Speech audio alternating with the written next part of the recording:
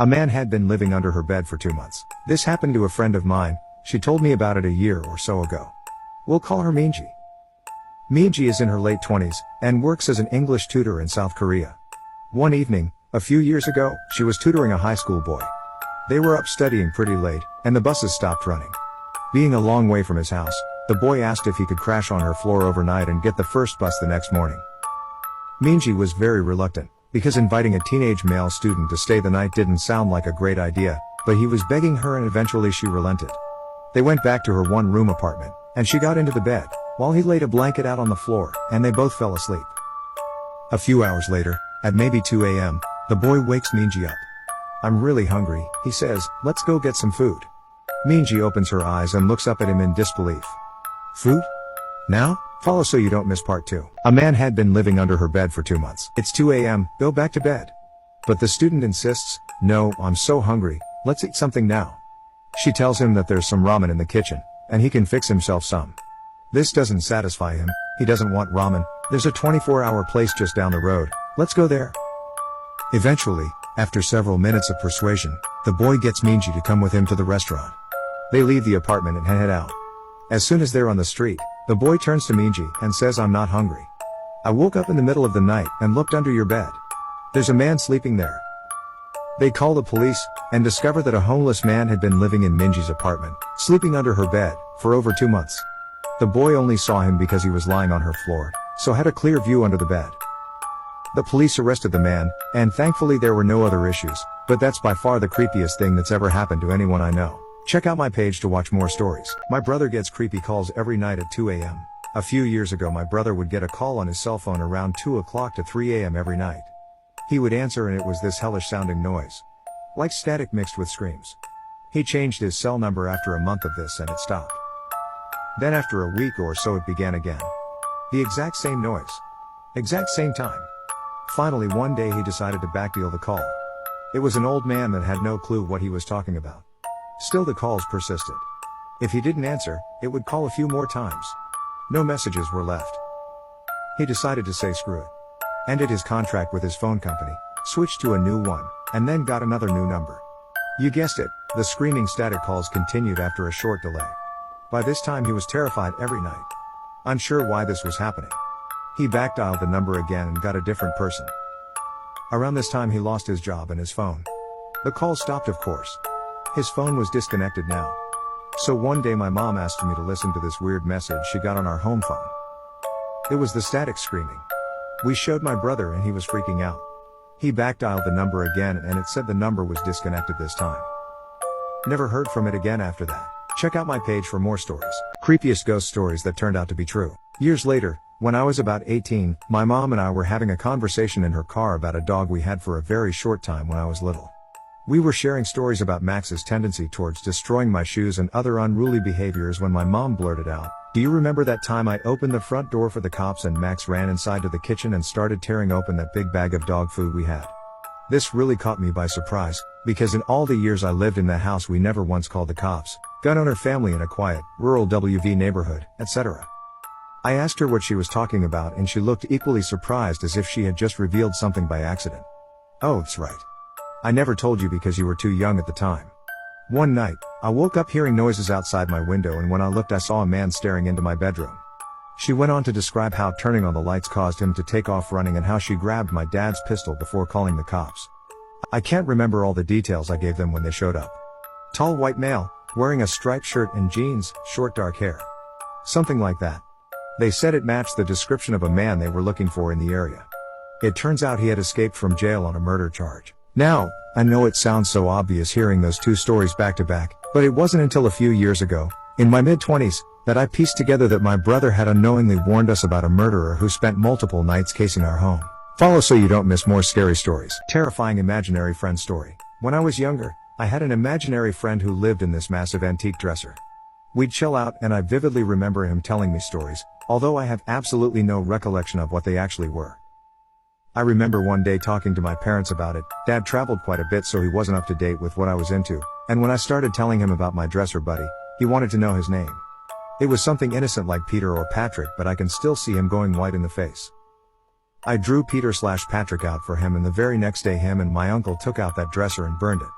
It wasn't until a few years later when I found out my dad's little brother, my uncle, also had the same friend with the same name who lived in the same antique dresser.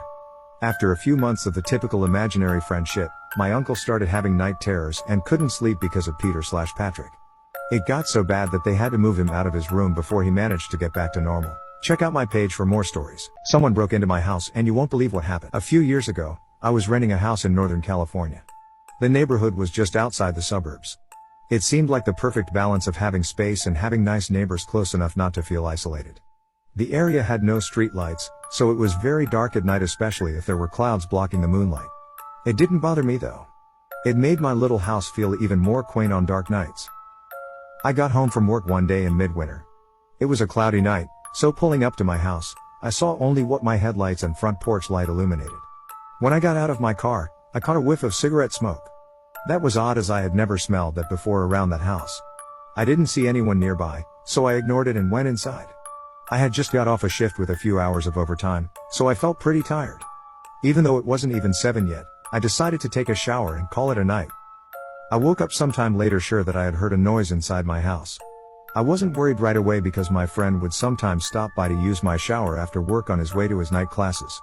I even gave him a spare key so he could stop by even if I wasn't home. He would always text me to let me know beforehand though, and I hadn't heard my phone go off. I reached over to my bedside table and picked up my cell phone to see if my friend had sent me a text. The bright light from my phone screen and number pad blinded me. These were the days before phones had a light sensor that would dim the screen in the dark, and this particular phone was so bright I could use it as a flashlight. Through squinted eyes, I could make out that it was 9-something, but I couldn't tell if I had an unread text or not. I set my phone aside and called out my friend's name. There were a couple of seconds of silence before I heard loud footfalls as someone started running through the bottom floor of my house. I leapt out of bed and ran to the closet. They were already up the stairs by the time I had opened the door and stepped inside. Follow so you don't miss part 2. Someone broke into my house and you won't believe what happened. When I reached 1000, I decided it was safe enough to climb down and call the police. The first thing I noticed when I exited the closet was the intruder had flipped my bed over. I assume in an attempt to find me. That was the loud noise I had heard after he stepped away from the closet. I couldn't find my cell phone, so I went to the landline by the bed and called the police. I waited in my room until I heard them call out from downstairs. The first floor was a mess, but I had expected that. Chairs had been knocked over, the sofa had been flipped. All the books, pictures, and knickknacks I had on my shelves were strewn across the floor. The cupboards in the kitchen had been opened and all the boxed and canned foods had been thrown to the ground. As far as I could tell though, the only thing missing was a single knife out of the wooden block in my kitchen. The police checked the house from top to bottom. They found that the side door had been forced open by something like a crowbar. They also found a few cigarette butts along my fence line along with some foil and an empty pen tube which the police said people often use to smoke meth, so they think he had been watching my house for a while. I realized that he must have been out there smoking a cigarette when I got home. They collected up the evidence and told me I should stay with family or friends that night and get that door fixed as soon as possible. I opted to just not sleep. I moved a shelf over to block the broken door and spent the next couple of hours cleaning things up. I would often go to the window with a flashlight and shine it along the fence line where the police found the cigarette butts and foil, but I didn't see anything. The next day I called to have the door fixed and motion lights installed at the back and sides of my house. I ran a phone cable up into the attic and added a landline. I never wanted to be stuck up there without a phone again. Nothing else happened at that house though. I lived there for another 3 years without incident. One more precaution I took was practicing getting out of my bed, going to my closet, and climbing into the attic as quickly and quietly as possible. I even kept at it when I moved, except now I go to a crawl space at the back of the closet instead of the attic. I try not to think about what would have happened if I had been a bit slower getting to the attic or if he hadn't gone into the bathroom at the end of the hall first. Check out my page for more stories. I found a truck in the middle of the road and what's in it will shock you. So last night, I was at a classmate's house working on a group project we have due tomorrow. I live in an apartment in the town where our university is located and my classmate lives at his parents' house which is in the foothills just outside of town. In order to get to the house, you have to drive along a relatively secluded and narrow 2-lane road for about 5 to 6 miles. We started working on the project at about 6 p.m. and I ended up hanging around for a while after we had finished our work. So I left his house pretty late at about 11 and started down the road back towards town. I didn't realize how tough it would be to navigate the road at night. There were no streetlights and the road was unkept and riddled with potholes. On top of this, I had no cell service, so I had to drive very slowly to make sure I didn't blow out one of my tires since I had used my spare a couple of weeks back. Follow so you don't miss part 2. Don't ever order from Amazon before you hear this story. My girlfriend moved out 3 weeks ago. My cat, Rook, was really close to her, and now that she's gone, I can tell he's a bit lonely. Especially when I'm at work. I came home a few times to my curtains ripped up, or all the toilet paper in shreds. The last straw was when I came home after working late to find he had clawed a hole the size of a dinner plate into the side of the sofa. I decided I had to do something. I tried different toys, even catnip, but nothing worked. One night while browsing Amazon, I saw a pet camera. It's a tiny camera that records your pet on a live feed so you can monitor their behavior while you're away. It even has an audio function so you can talk to them. Sounded silly, but hey, I love my furry dude, so I bought it. I got overnight shipping and installed it immediately. I decided to set it up in my bedroom, as that was where Rook dwelled most. My first day at work, I think I checked that camera 30 times.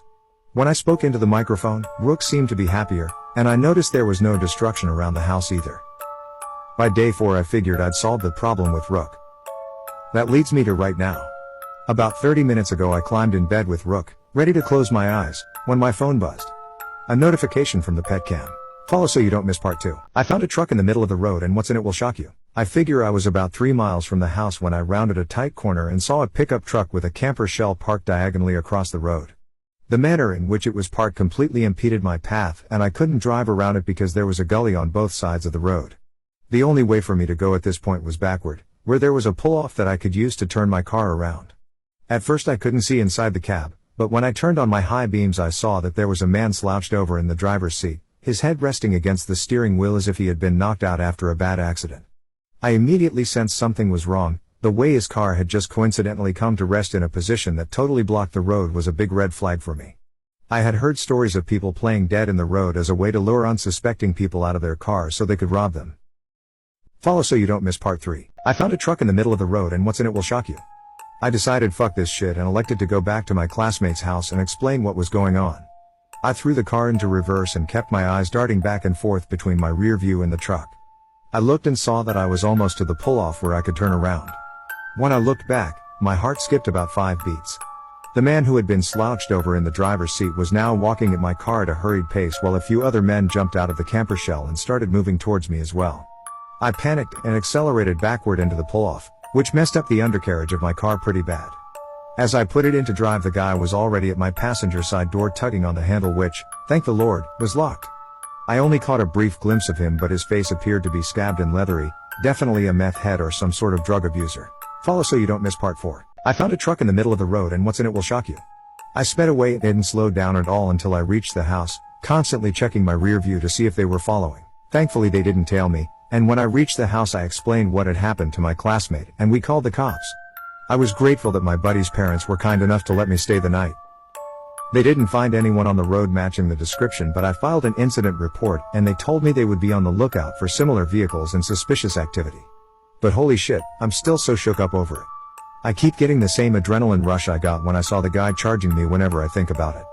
Please share similar experiences you've had, as I would appreciate a good read or a good discussion to help clear my headspace. Follow so you don't miss more scary stories. This woman's life was a lie. This place is full of people like her.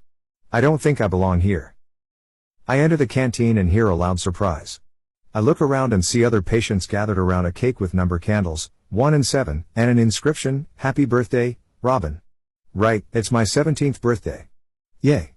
I totally forgot. I force myself to smile and blow the candles. The cake tastes like soap. Or a cough syrup. I hide both candles in my pocket when nobody's watching. I guess it's the only gift I can count on today. I stop one of the nurses on the way back to my room. I ask if my parents are going to see me. She shrugs and walks away without saying a word.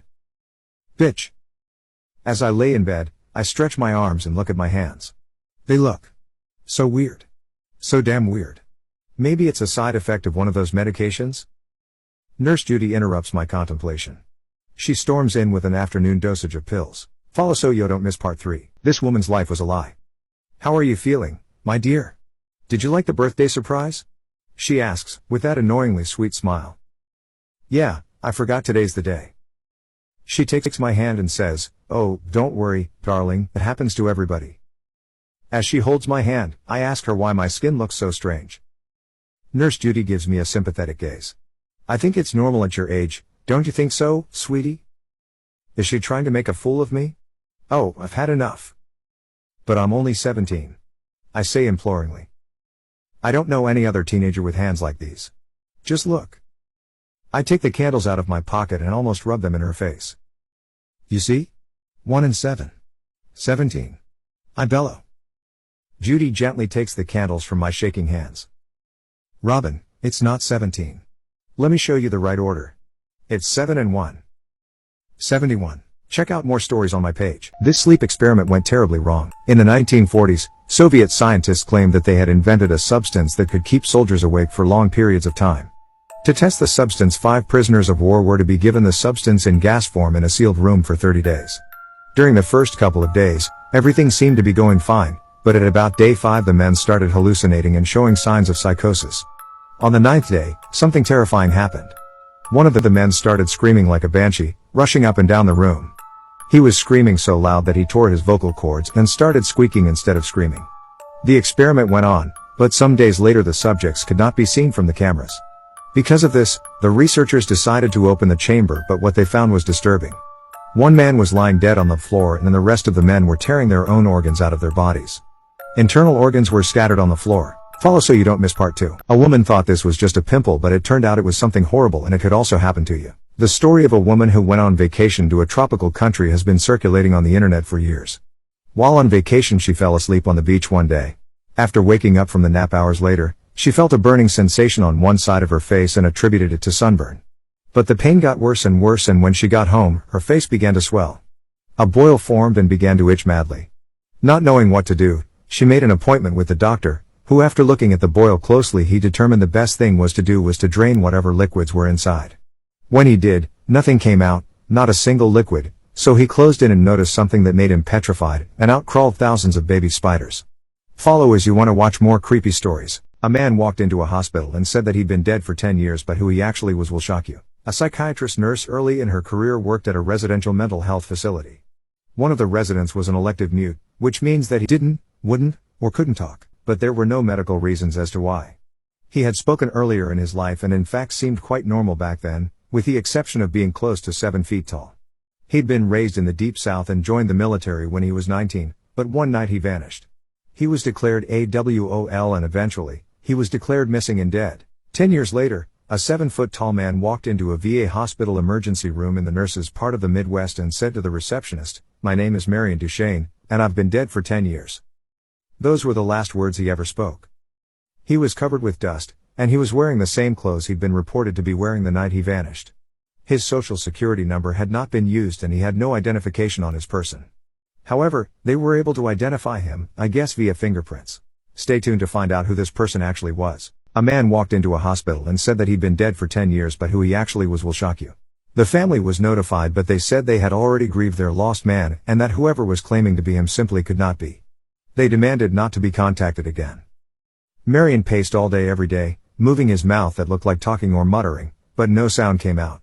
He had an unnerving habit of throwing his head back with his mouth wide open as if he were laughing heartily, but not even a breath could be heard. If the nurse talked to him, he appeared to listen, periodically throwing his head back in that laughter-mimicking way of his. Various medications were tried, but they did not affect him either positively or negatively. Occupational therapy did nothing because Marion would just grin, and unless told to stay put, he'd get up and start pacing again. On the nurse's last day at the job, the last thing she saw was Marion, pacing in the parking lot, throwing his head back to laugh. Later the nurse wondered if all along she'd been dealing with a ghost. All these years later and she still doesn't know. Follow for similar stories. The YouTuber You Know It Joe kept finding food going missing in his apartment, but he knew he wasn't eating it. He confronted his girlfriend who lives with him about it, but she claimed she wasn't eating it. So he decided to set up a video camera to catch her, but what he caught is far more terrifying.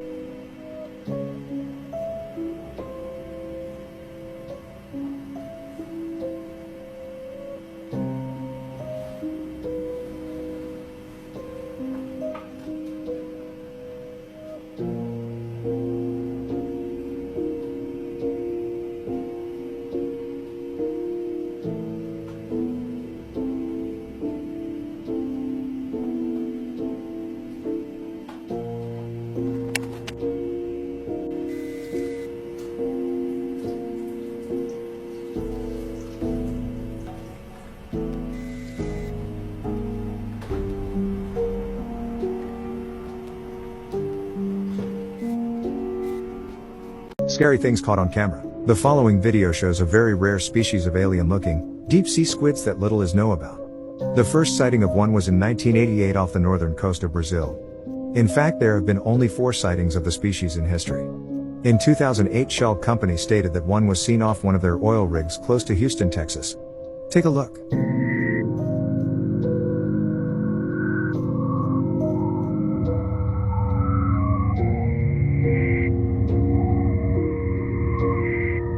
Let me know what you think about this in the comments and follow so you don't miss the next part. Scary things caught on camera. This video, taken by an ROV at a depth of 3,753 feet, shows a symbol-like object gliding across the ocean floor, but things get weirder when this creature transforms into a shape-shifting blob with shimmering lights on it. Take a look.